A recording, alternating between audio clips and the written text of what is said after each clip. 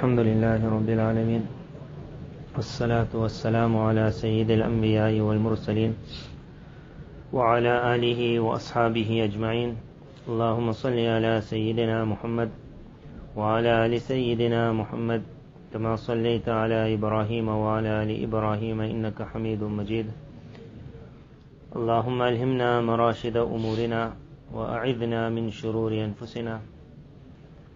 The hadith of Abu Hurairah radiallahu anh, Imam Muslim rahimullah narrates this. It was similar to the previous narration where Allah's Nabi sallallahu alaihi wasallam spoke about fitan, and he spoke about those fitan where if a man stays back he is much better than the one who goes front. So the wording at the beginning is quite similar. An extra guidance is given in this narration. In the previous one the guidance was given is stay far. The one who stays back, he will fall last. The one who goes front, he will get caught fast. In this narration, the principle that is given, and this is the unique miracle of this kitab, which is known as Kitabul Fitan, that all the ahadith were not for one era. It was for the zamanas, for every era, and for every fitna, that you will take out a principle. The principle of this narration is that whatever the fitan will be, it will always lead towards the time where a Muslim will be trying to kill another Muslim. And that was called the worst of the fitan. The worst. And in Islamic tariq it happened. It happens in one small town, it happens in a big land, it happens in a khilafat. Umar radiallahu anhu's martyrdom was a fitna. And then in the time of Usman radiallahu anhu, near the end of his khilafat, there was a lot of this fitan. Governors were getting accused. There was so much of confusion. That is called fitna. And then there was that major fitna where he was martyred. And on his martyrdom, then the sword came out and the ummah started fighting. Then there was fitna and many fitna.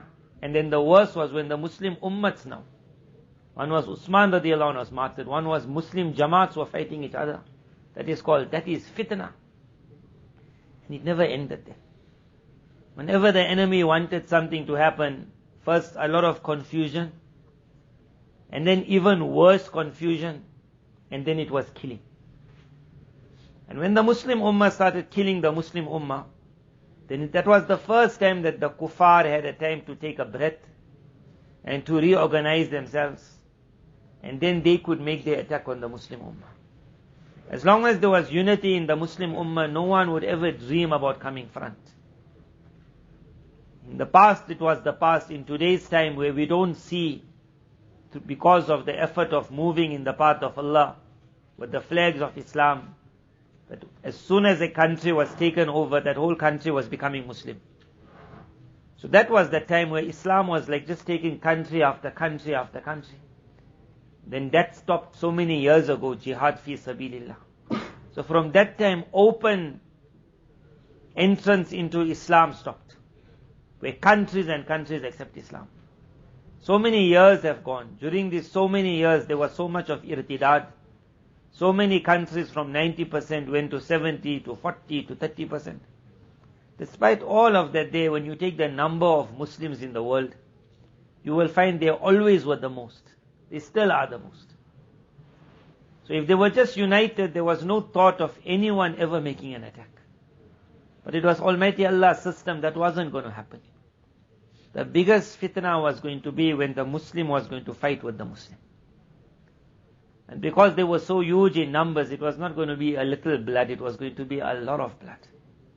And because people of a house normally, that's why you will find a lot of times a man outside he is with his friends, he's so nice. But with his own brothers, they hate each other's blood. You'll wonder that how come you're so close with those far? Because the people lost that ability to be close with the people who they're supposed to be close with. Islam wanted that. For that reason, Allah's Nabi sallallahu alaihi wasallam, when he spoke about al-Muslimu, otherwise a Muslim is he who everyone is safe from his harm. But he made special mention, al-Muslimu man salim al-Muslimuna, that the other believers are safe from his harm. Because it's man's nature. Who he is with, he becomes angry, irritated. He takes to war with them and he forgets his real enemy. With his wife, he's supposed to be the closest, but he can't smile with her. Every other auntie he can smile with. Then with his brother, he's supposed to be close, but he just can't meet. But with everybody else, he's the best of friends. And then with a non-Muslim, he can be so close, and with his own Muslim, he just can't say eye to eye. So the fitna was going to be mentioned in the narration. Nabi sallallahu alaihi wasallam said, "Innaha satakunu fitan." That you must know that verily there's going to be a lot of these trials. And he said, "Allah, listen well, thumma takunu fitan." That thumma can either mean then after, or it could mean after that there will even be worse. Meaning you still shocked at how did this happen. It's not going to just stop. This is preparing it for something else.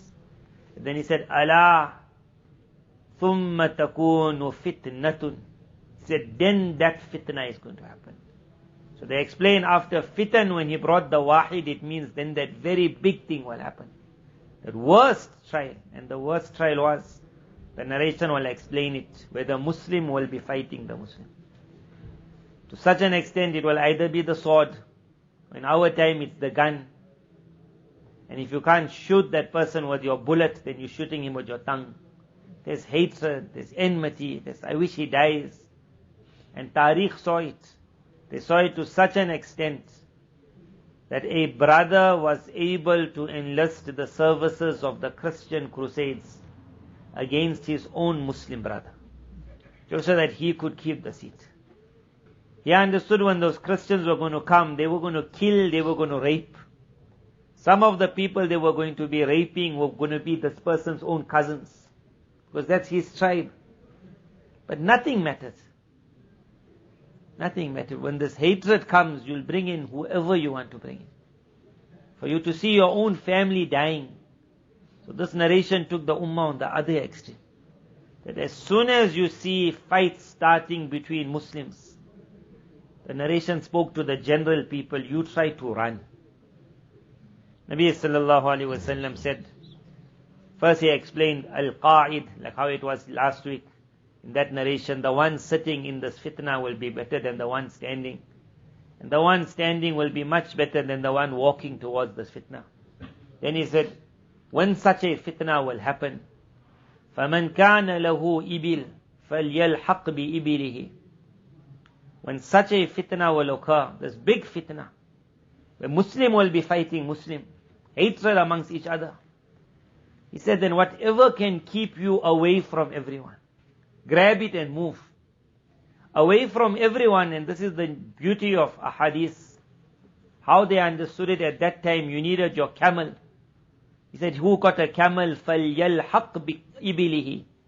Then let him go behind his camel. Otherwise everyone had camels. But join his camel means the camel is supposed to go out with the shepherd. He said, you go out rather with the camel. The further you from the people, the less you're going to get involved. If you want to put that narration in today's era, we will say when that fitna breaks out, where Muslim is attacking Muslim, then that person who can go to an area where there's no antenna, and when there's no reception, and where you can't get what's happening on WhatsApp, he said you go to that place. After 1 year you'll come back, you'll see people fighting like anything and everything. And you'll wonder what they're fighting about. And when they mention it to you, it'll be so trivial, like you'll want to laugh. You'll fight about things like this. Why? Because you were away from it. But if you're following it every day, after a time you also start hating. You can't see a person. You don't want to meet a person. He walks in, you'll walk the other way. And then you start thinking that where did Islam allow this? Like, where's all that unity and that love and I'll hug my Muslim brother. When I see him, I get happy. I see him, I become irritated. He said, if you got a camel, move to your camel. He said, وَمَنْ كَانَ لَهُ غَنَمٌ فَلْيَلْحَقْ بِغَنَمِهِ. If you got your sheep and your goats, you go away. Another narration said it, that يُوشِكُ أَن يَكُونَ خَيْرُ مَالِ الْمُسْلِمِ. A time will come where the best wealth of a believer will be his ghanam, will be his sheep and his goats, meaning not his technology. not something that keeps him close to the city, something that takes him away from the city. يَتَّبِعُ بِهَا شَغَفَ الْجِبَالِ وَمَوَاقِعَ الْقَطَرِ. That because of those animals, he'll have to go to the top of the mountains because they're looking for their grass. He'll have to go look for where the rain is falling. It keeps him so busy. يَفِرُّ بِدِينِهِ مِنَ الْفِتَنِ. As he's going behind them, he will be running with his deen from all the trials of the air. These narrations all show that city life, although it's called easy life, it is called the life of trials. And the more you can be away from the city, and away from things which connect you to the world, when they call this a global village, still we can say there are villages outside this global village. All you have to do is get out from reception. Or if you got a place of reception, don't put on the button to say connect. That button. At the time where we're going through now, everything has become more free. Many houses when we enter, they say how to look after our children. The first thing we say to them, don't have uncapped internet. Don't have uncapped internet. Because when it is so easy to connect, then your daughter in one room is also connected. Your wife is in the other room. Someone's in the toilet connected. Everything is. If there's a need for it, press the button. Put it on, and when the need goes, put it off. Man doesn't need so much of news. He doesn't need so much of information. The more he is able to go behind his natural resources, away from what is called technology, the more safe he is. This narration mentioned the one who got camels, let him go to his camels. The one who got ghanam, let him go to his ghanam. وَمَنْ كَانَتْ لَهُ أَرْضٌ. Even if he just got some land, maybe he's just a gardener, let him go outside and do his gardening. Anything that keeps him away from inside. Inside means from fitan. He got some land, let him go and look at his land. Look after his land, cultivate his land, meaning become a farmer. Go stay in one village. Go stay a little away from everyone. But away from everyone, nowadays people living in a farm are with everyone. That away meant away. That you must not be in the fitna. And then the Sahabi radiallahu anh said, أَرَأَيْتَ إِن لَمْ يَكُنْ لَهُ إِبِلٌ وَغَنَمٌ وَأَرْضٌ. As though he was asking for us a question. But whatever time comes where that man hasn't got that sheep and that camels and that land to keep him busy. What a time he asked that question, because in that time everyone had it. Who never have his sheep and his goats and his camels? Today no one got it. But he asked the right question. Nabi sallallahu alaihi wasallam then said, then he must make sure that the tools to make him a cause of making the fight worse, he doesn't have it.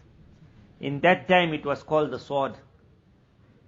As long as you got a sword with you, they're going to pull you to become part of that army or part of that army. They're fighting. So everyone is looking for a warrior. As long as you got a sword, some anger is going to come in you and you're going to go with that sword. So he said if he hasn't got anything to keep him occupied, then let him break his sword. So that when he thinks about doing something, he got no sword. And when they look at him also, he says, me, I don't know how to fight. So why are you coming to pull me out for the battle? So he said, يَعْمِدُ إِلَى سَيْفِهِ. This word amad is qasd. Qasd. Qasd means like, not only that you think about it, he said, walk straight towards. Let him walk straight towards his sword. فَيَدُقَّ بِهِ عَلَى حَجٍّ فَيَدُقَّ بِحَدِّهِ عَلَى حَجَرٍ. And the tip of the sword, let him hit it on a rock. So now that whole tip bends. Meaning no longer I got my sword. He has now broken the sword. After breaking the sword, not enough. He said, ثُمَّ لِيَنْجُ إِنِ اسْتَطَاعَ النَّجَاةَ. And if he can run from there, let him run. Meaning one, he hasn't got the sword, but even then they might put a sword in his hand. How far he can get. Liyanju means firar. Let him get as far as he can if he can go. Otherwise at least the weapon must not be there. And And that happened in the past, and it will continue happening. There's different ways of launching an attack. Once upon a time it was a sword, then it was a gun, then the era came of bombs. And it never stops. Every town got its own story. One person says to that other party, you put on this bomb here and you go into that crowd, you blow up. And that one will say, I'll go and blow up that side. So whatever they're doing, whatever name they're doing it, they don't understand when they are blowing, there are so many innocent dying. And that innocent is causing so many other innocent to die. And sometimes the one behind them is the evilest of all. And they just spurred him on. When names like Al-Qaeda came out and ISIS came out, whatever was the beginning of it, we'll never know whether it was sincere or not sincere. But when you could see how the shaitani world used these names to make laws, how they were thrilled with the formation. At the present time in the world, one country is fighting ISIS. One country. Turkey. And in their fight against ISIS, they have found so much of success that you wonder all the Western countries put together, they couldn't finish ISIS up. One Turkey made a war on ISIS, and they're only telling the Western countries stop sending their weapons. But so quietly, the weapons still reach them. And it's always found out it's coming from the West. One country was able to bring an end to it, but all the Western countries couldn't. When you see that, you realize that this is not like how they want to make the world say, hey, these Muslim jihadists are very strong. This was nothing to do with jihad. This was a group that they wanted to remain in the world. As long as it remains, they can make whatever laws they want. You just need one person to cut one person's neck, and then the whole country changes. The laws change. Everything changes. Every time people ask, why are we being punished? They say, why did that man do what he did? Otherwise, no other religion has things like that. In South Africa, every day there's killings. If they have to hold someone to task, because he did something, I'm holding this village, everyone will be in jail. Everyone. Because so many killings. It was only Islam. The narration said that, watch, don't ever let a Muslim kill another. Just for no reason. Anger. Or you say, he's not my party. He's not my man. But you don't know who's behind you telling go and do something. And then we in South Africa and many of our countries, we don't have that gun by the fadl of Allah. And Allah save. It must not happen that we have to see a Muslim going to another Muslim. Other Muslim countries saw it. That when the ulama have to drive also, they have bodyguards around them. South Africa, they'll rob who they're robbing? Probably someone who got wealth. It was always known if they see an alim driving, they're not going to go rob him because they say what he got. He might say to them, like one person was kidnapped. So they phoned the family, like, we want so much million. So they said, we're telling you he hasn't got money, we don't have money. If you want to kill him, kill him. And they let him go. Realize we caught the wrong guy. Some people don't have that money.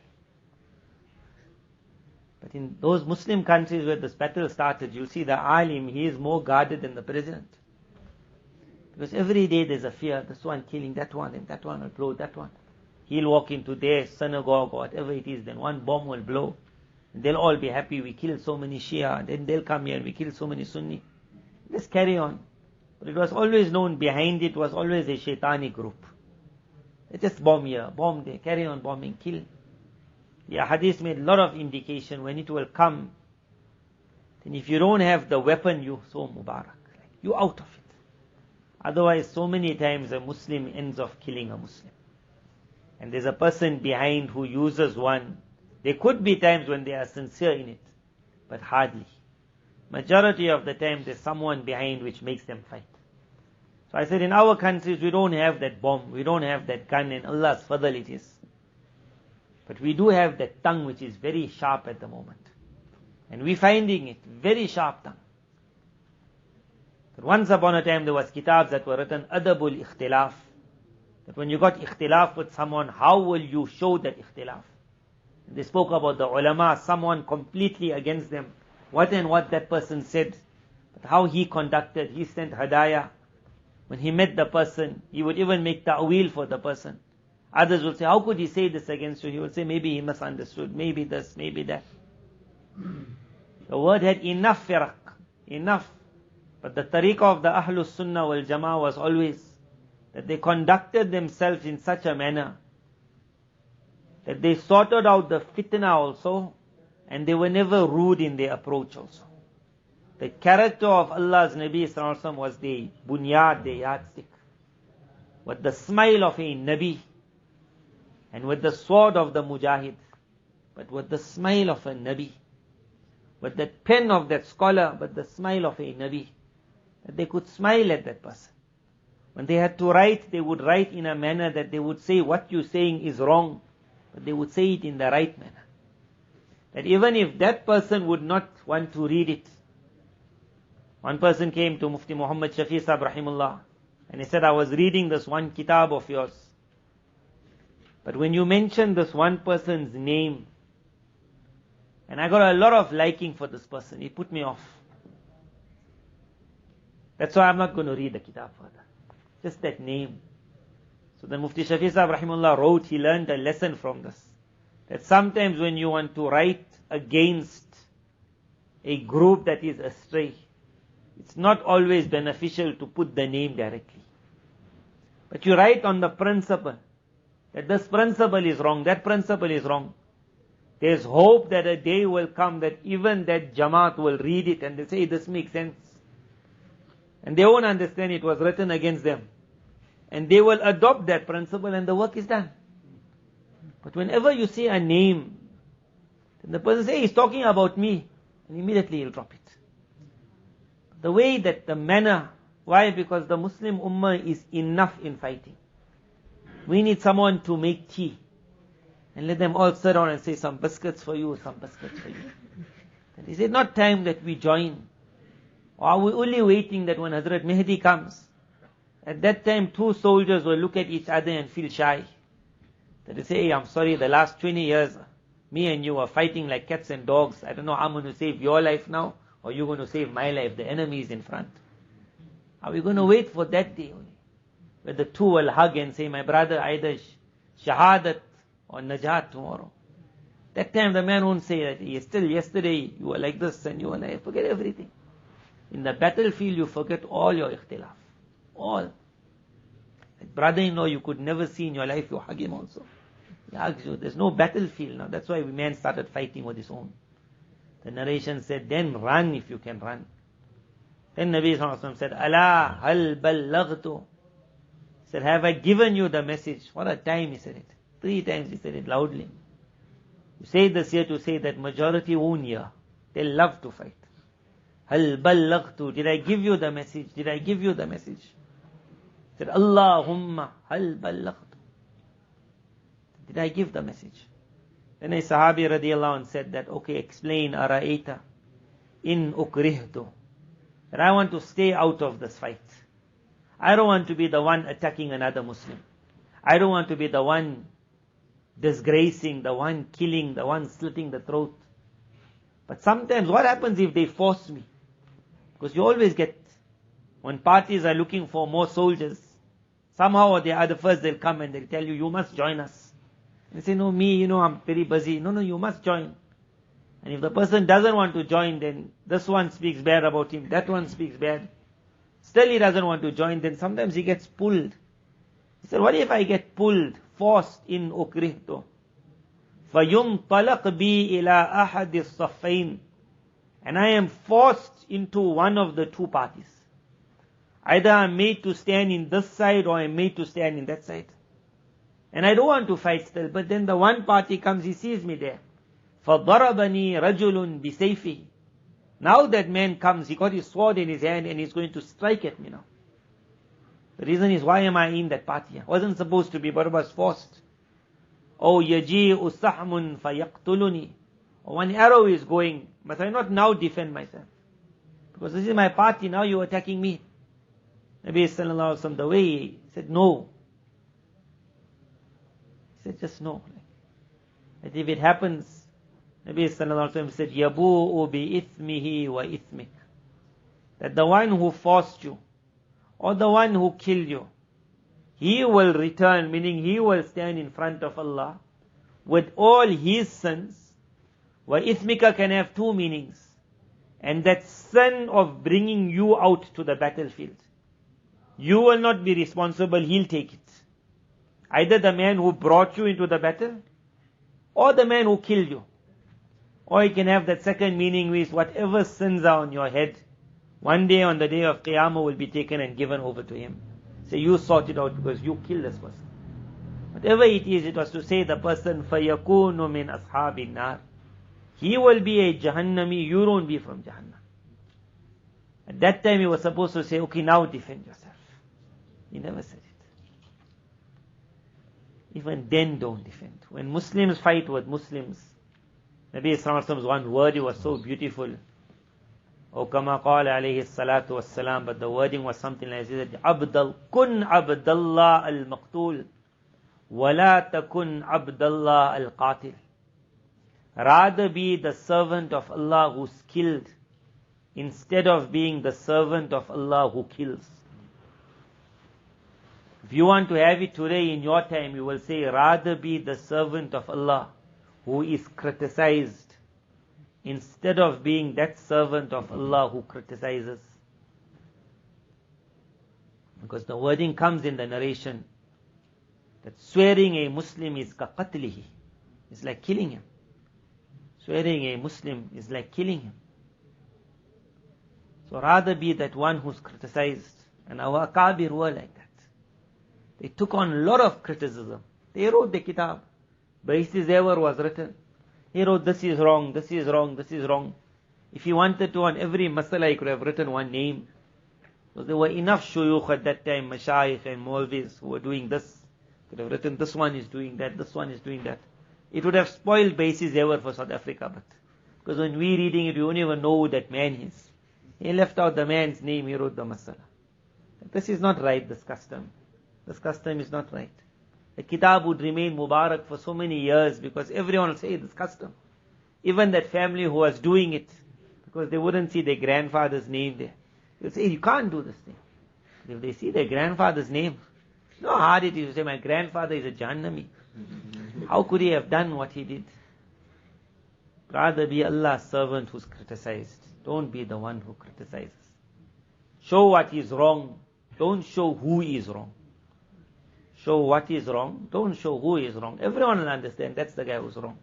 And he, when he's reading it, he might not understand, hey, it was written against me, and he'll say, what a top point. And if there was anything wrong, he'll also get a chance to make his tawbah. Very unique narration that there will be fitan, and then there will be bigger fitan, and then there will be the worst. And the worst meant when the Muslim will fight the Muslim. At that time, if you got nothing to keep you occupied away from the entertainment and the activity, and he says you haven't got your animals to keep you busy, you haven't got something else to keep you busy, then the instrument of attacking, make sure it's broken. Your instrument of attacking, if it was the gun, if it was the sword, if in today's time it has to be your phone, then it must not be on. It must not have connection. You must not have your group. Because we entered a time today that once upon a time the haqq to make i'tiraz was given like to the bosses. When a person becomes a president, he's sitting high, then he looks down, and then he says, that shouldn't happen. Because like a father shouts his son, that you understand, that was the asal of the world. The father saying, what are you up to? Then we know qiyamah means when the whole thing goes upside down, as-sa'ah. You go in some houses, you see the son saying, Daddy, what you up to? That was the opposite. So we saw it in houses and we told children, how do you speak to your father like this? And then in the circles of ulama, the same thing happened. Once upon a time, the senior would tell the young one who just graduated, what are you doing? Today the whole thing went upside down. The young one is telling the senior, what are you doing? Whole thing went upside down. May Allah Tabarak Ta'ala let us not be the one who is the killer. If worst has to be worst, then we will just say that I am not going to involve myself in the fight, but we will continue showing what is wrong. We will continue speaking what is the haqq. We will never become lenient in our deeni matters. But this war where Muslim fights against Muslim, where Muslim hates Muslim, where one is after the throat of the other, it starts off on the name Lillah, for Allah. And after that there's no Lillahiyat at all. It's I hate the individual. If I'm driving past and his car got a tire puncture, I'll take a picture of it also. And I'll just carry on. I'll be so happy. And I'll send it out. It serves him right. Even the heavens don't like him. All that we don't need. Hatred of Muslim for Muslim was a thing which Almighty Allah never wanted. A Muslim is a loving person. Ma'lafun. وَلَا خَيْرَ فِي مَنْ لَا يَعْلَفْ وَلَا يُؤْلَفْ. There must be a lot of love. But love must be balanced. That if your own son, or your own daughter, or your father, or your mother, they are wrong, then you will say, لَا طَاعَةَ لِمَخْلُوقٍ فِي مَعْصِيَةِ الْخَالِقِ. You are my parents, I will still behave with you in a nice manner because the haqq of suhbat. You are my mother, you are my father. Imagine this law where Islam said, if your parents force you into kufr, then فَلَا تُطِعْهُمَا. Don't obey them. It's obvious, don't obey them. Immediately he said, وَصَاحِبْهُمَا. But still behave with them in a good manner. Look at that wording. In that they took a principle that any elder, any of your elders, because your parent is your elder, any of your elder is wrong, and you really understand he's not right in this masala, then to فَلَا تُطِعْهُمَا, say, your darajah is on its place, I can't listen to you. وَصَاحِبْهُمَا. But still then behave with him in a manner that's understood by the people to be like right. Ma'rufa, in a nice manner. Give him that haqq of his age. Give him that haqq of the work he has done. Give him a smile. The young man, لَيْسَ مِنَّا مَنْ لَمْ يَرْحَمْ صَغِيرَنَا وَلَمْ يُوَقِّرْ كَبِيرَنَا. The one who cannot show respect to those that are older than him. The way he writes, the way he talks, the way he pulls out his sword, the way he takes out his gun. And that jihad is not a jihad which was liked in this narration. It said, you rather break your sword and run. May Allah Tabarak Ta'ala let us not be the cause of further fitan in the world.